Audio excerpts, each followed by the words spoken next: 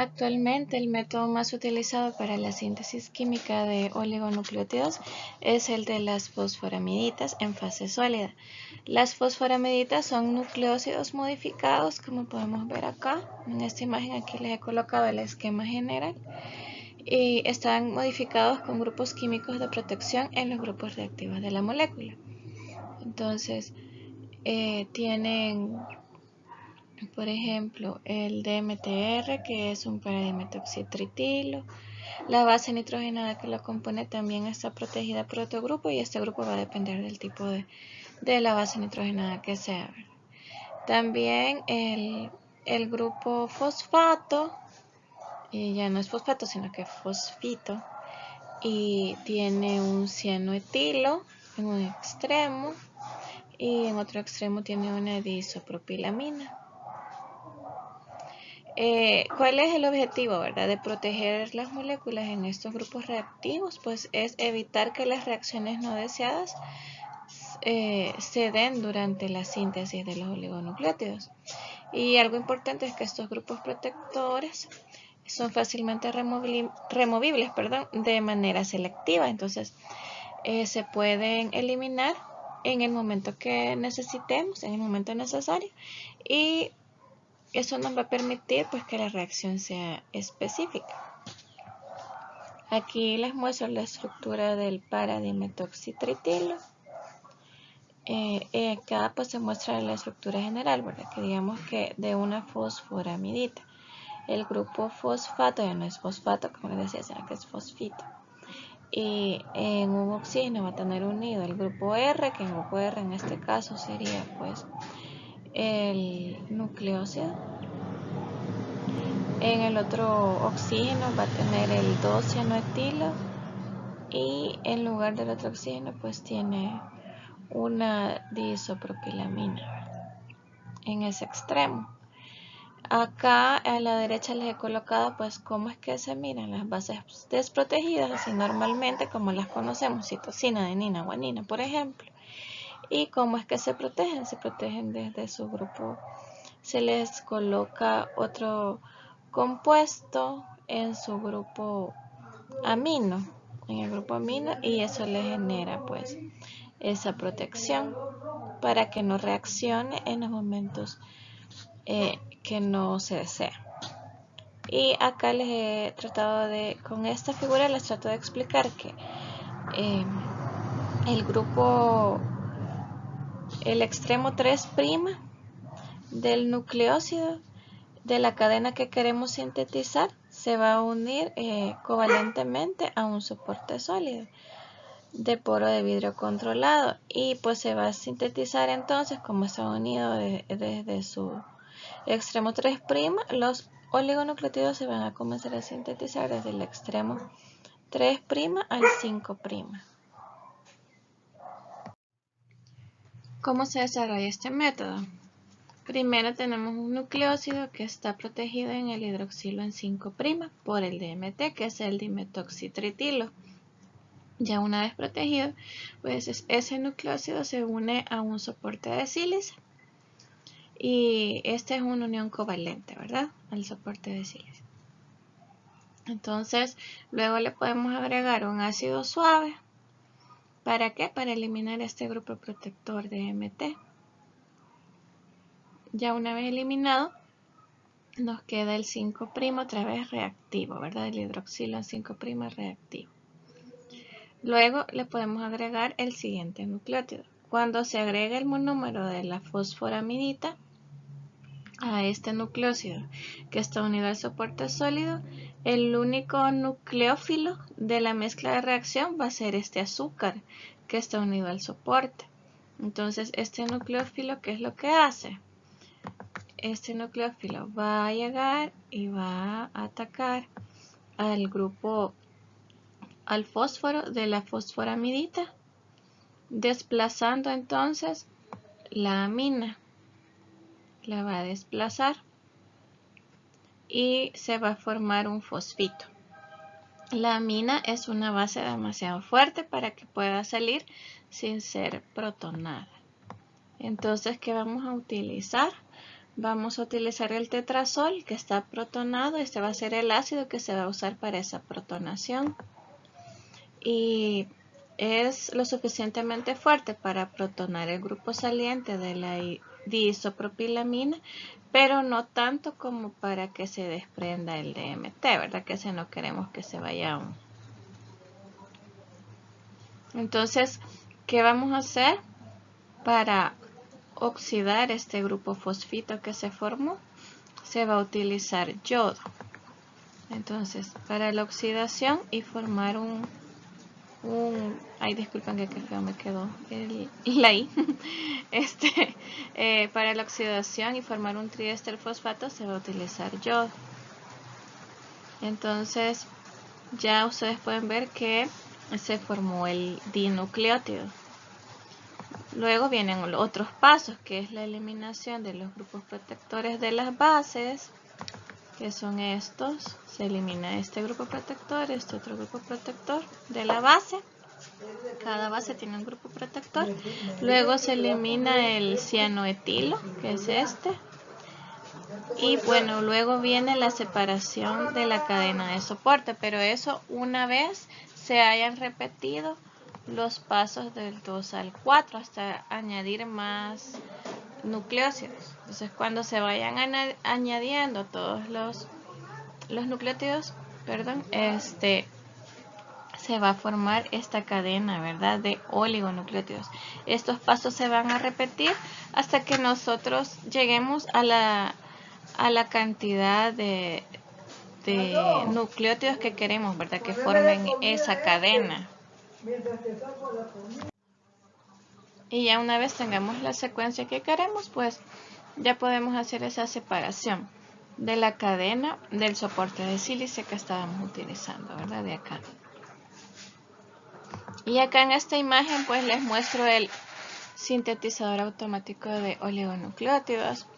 Aquí están los puertos de las fosforamiditas y aquí se colocan los reactivos. Aquí está la cámara de síntesis. Aquí van las columnas donde va el soporte sólido del que les hablaba, donde se va colocando el nucleósido y se le van añadiendo los nucleótidos. Y aquí la cabeza de inyección, que es la que va a ir agregando, ¿verdad?, los nucleótidos que queremos. Y acá les muestro el esquema general del procedimiento para la síntesis química de oligonucleótidos. Bueno, como les mencionaba, pues se tiene que poseer un equipo de síntesis, ¿verdad? Un equipo de síntesis de oligonucleótidos automatizado, que es el que les mostré en la diapo anterior. Se hace una verificación del funcionamiento del equipo y un control de calidad de los reactivos a utilizar. Luego se hace la programación del equipo con la secuencia a sintetizar y luego que ya tenemos programada la secuencia que queremos, se procede a hacer la síntesis. En este punto es bien importante inspeccionar visualmente los primeros ciclos de síntesis. Ya una vez terminada la síntesis, se procesa el oligonucleótido para liberarlo de la columna y eliminar todos los grupos protectores. Entonces esto se hace como una purificación, así, del oligonucleótido.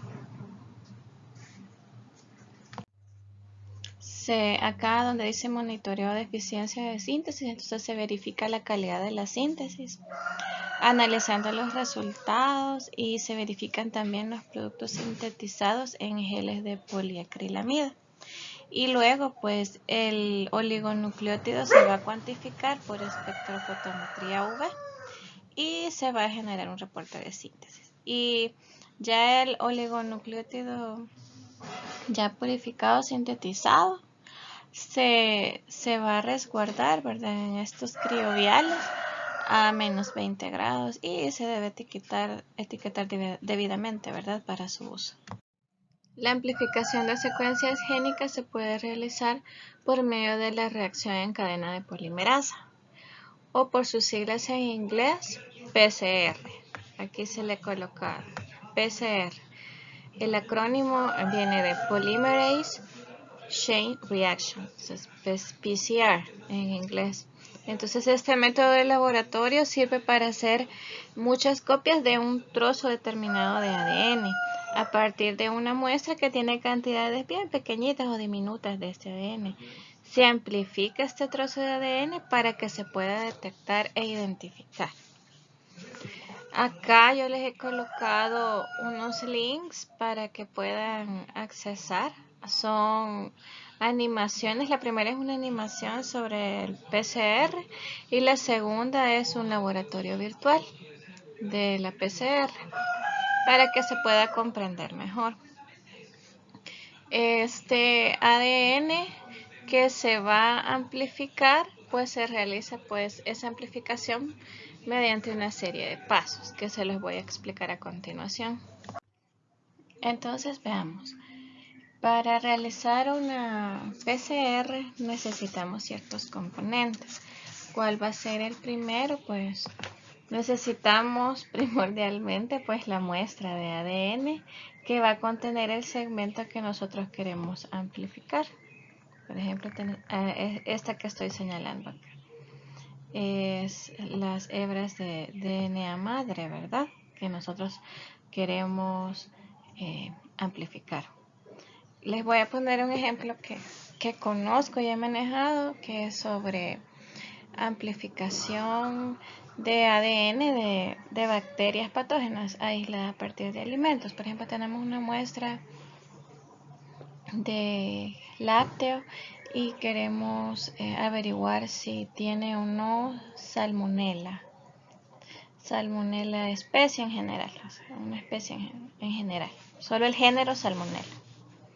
Entonces, ¿qué hacemos? Pues tenemos la muestra donde esperamos que esté el ADN de ella, ¿verdad? El ADN parental. Y necesitamos otros componentes. ¿Cuáles son? Pues la pareja de primers o oligonucleótidos sintéticos que actúan como cebadores, o sea, se le llama primer en inglés y cebador en español. Entonces estas son, digámoslo así, como es un DNA sintético, son de cadenas cortas y son complementarios a las cadenas madre, ¿verdad? A las que queremos amplificar, que es del microorganismo que queremos identificar. Luego también, ¿qué necesitamos? La ADN polimerasa o DNA polimerasa, la TAC polimerasa. Más adelante les vamos a explicar qué es TAC. Entonces, esta polimerasa lo que va a hacer es ayudarnos a que se puedan ir sintetizando, ¿verdad? Más cadenitas nuevas de ADN. Y los nucleótidos, que son los desoxinucleósidos trifosfatos, trifosfatos o abreviados como DNTPs. Hay de timina, de adenina, de citosina y de guanina, ¿verdad? Entonces todos estos son los que se van a necesitar para ir armando nuestra nueva cadena de ADN. Entonces, acordémonos que una vez cuando vimos la parte de la química de los ácidos nucleicos y les explicaba ciertas características del ADN, les decía que se puede desnaturalizar, o sea, sus hebras se pueden separar. Las dos hebras que forman la hélice se pueden separar por efecto del calor y por pH extremos. Entonces, para el caso de la PCR, Karen Mullis en 1983 pues la descubrió y pues basándose en esas características del ADN pues diseñó esta técnica en que como primer paso se hace una desnaturalización. ¿A través de qué? De una temperatura elevada, 95 grados. Entonces esta cadena que la teníamos unida, ¿verdad? Y formaba una doble hélice, ya la tenemos separada. Están las dos hebras sencillas. Una vez estando separadas, ya pueden llegar a actuar los primers o los cebadores que tienen la secuencia complementaria a la que nosotros, a la del ADN que nosotros estamos buscando. Son como nuestras plantillas. Entonces lo llevamos a una temperatura de alineación a 55 grados. Entonces allá a esa temperatura los primers ya se pueden acoplar a las cadenas sencillas, ¿verdad? Que ya se separaron previamente. Se acoplan, ¿verdad? Por complementariedad de bases. Y luego de acopladas viene el paso de la síntesis. Y esto se lleva a una temperatura de 72 grados. Aquí actúa la TAC polimerasa. ¿Y qué es lo que hace ella? Pues va uniendo los desoxinucleósidos trifosfato, los DNTPs. Los va uniendo siempre por complementariedad de bases. Ella, la ADN polimerasa, pues va a sintetizar ADN en la dirección de 5' a 3'. 5' a 3'.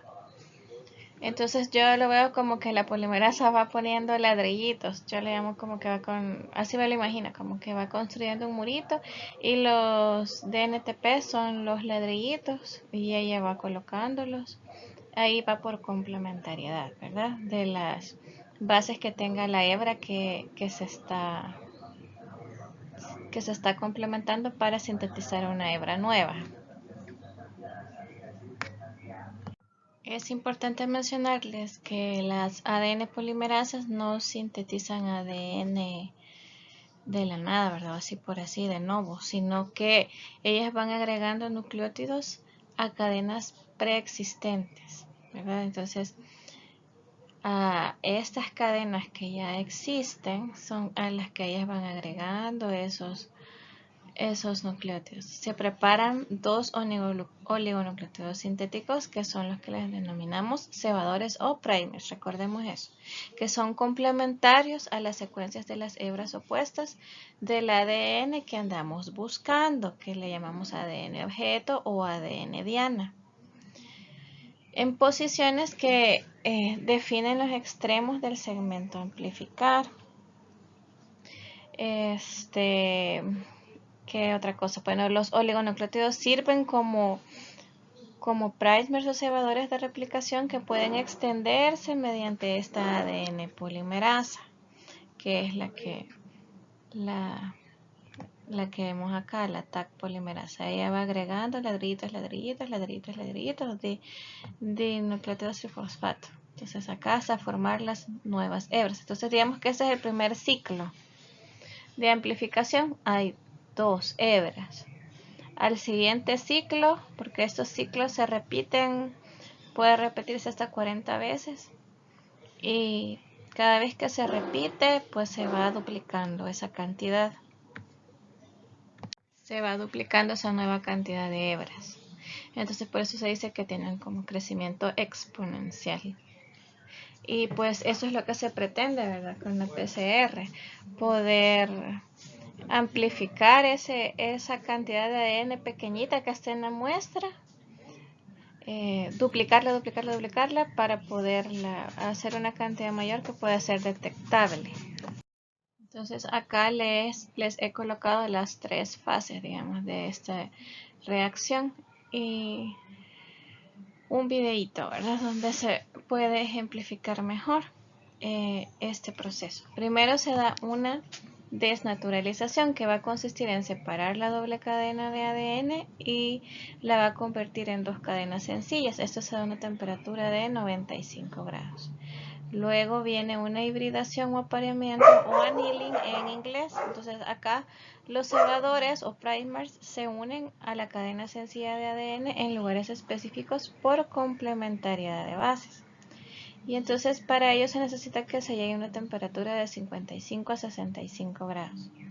Aquí este paso es crítico y depende pues de los primers, ¿verdad? La alta concentración de primers o cebadores va a aumentar la probabilidad de que se hibriden a cada hebra del ADN desnaturalizado.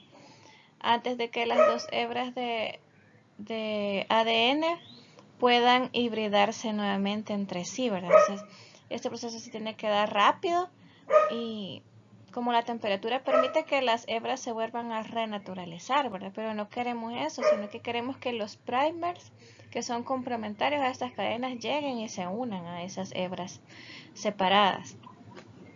Y ya en el tercer paso, pues está la extensión. Aquí la polimerasa del ADN o la Taq polimerasa, que es aislada del Thermus aquaticus, extiende los cebadores en el espacio comprendido entre ambos y coloca los desoxinucleósidos trifosfatos o DNTPs.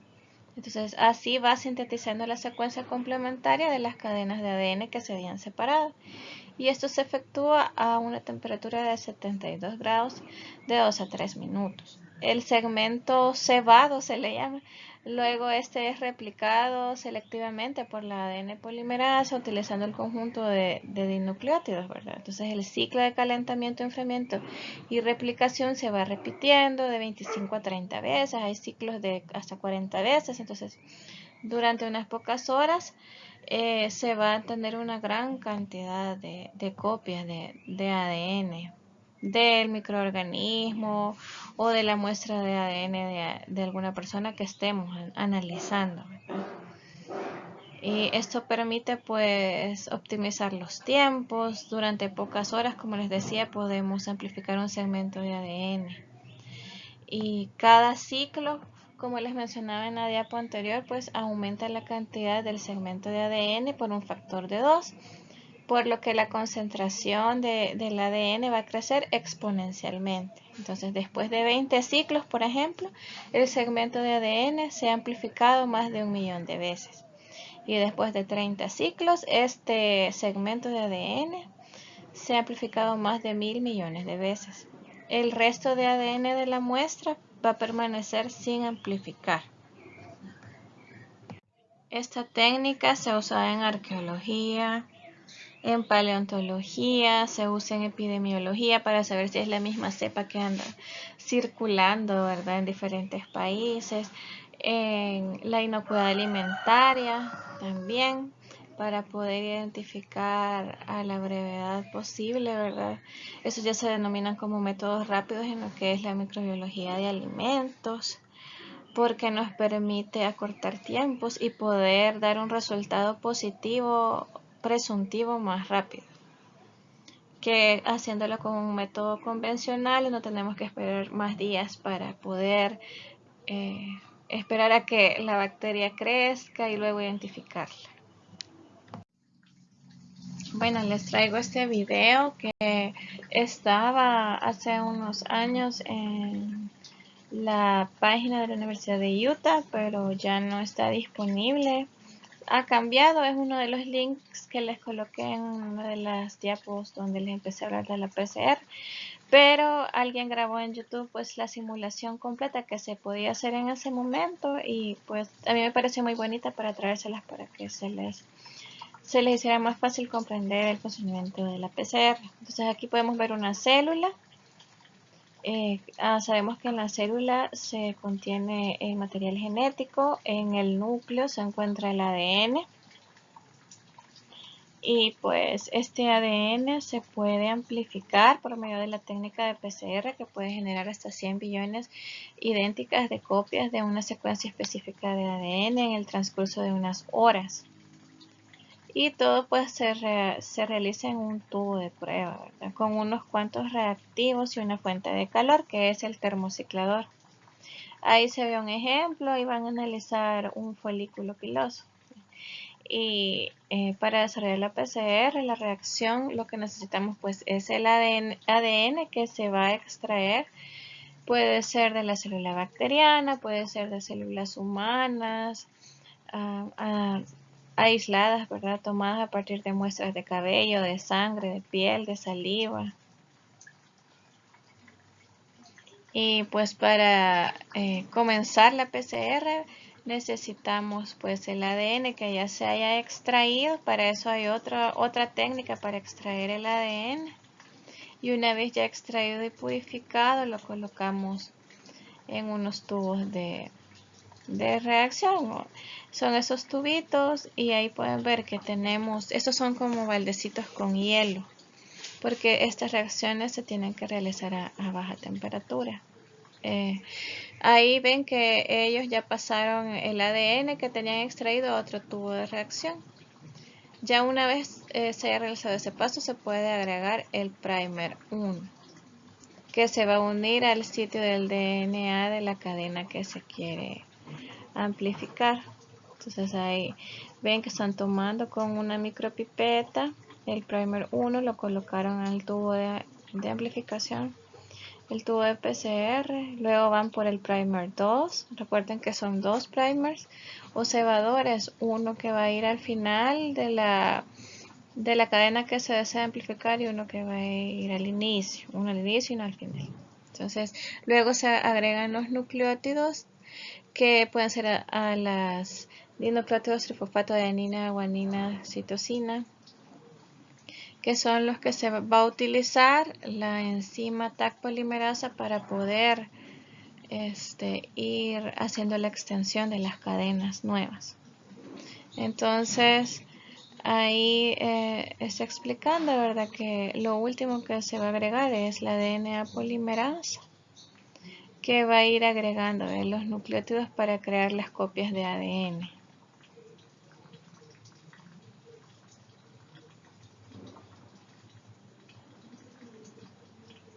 Ahí ven que siempre con la micropipeta toman la DNA polimerasa y la pasan al tubo de PCR. Y ahora que ya está listo el tubo de PCR, ya ha agregado todos los componentes, se va a colocar en el termociclador, que es la máquina que precisamente hace esos ciclos de calentamiento y enfriamiento en el tubo de PCR a tiempos específicos.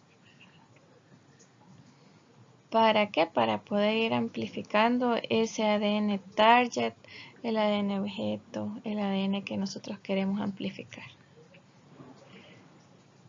Entonces ahorita van a explicar qué sucede dentro, ¿verdad?, del termociclador en el tubo de la PCR. Ahí va por el ciclo 1, que se eleva la temperatura a 95 y eso pues permite que la doble hélice se separe y se creen dos cadenas sencillas de ADN del target sequence, entonces de la secuencia objeto, la secuencia que nosotros queremos amplificar. Y al llevarlo a temperatura de 50 eso va a permitir el annealing o la hibridación, va a permitir que lleguen los primers, el primer 1 y el primer 2, el primer que se une al final y otro que se une al principio de la secuencia de ADN que se desea amplificar.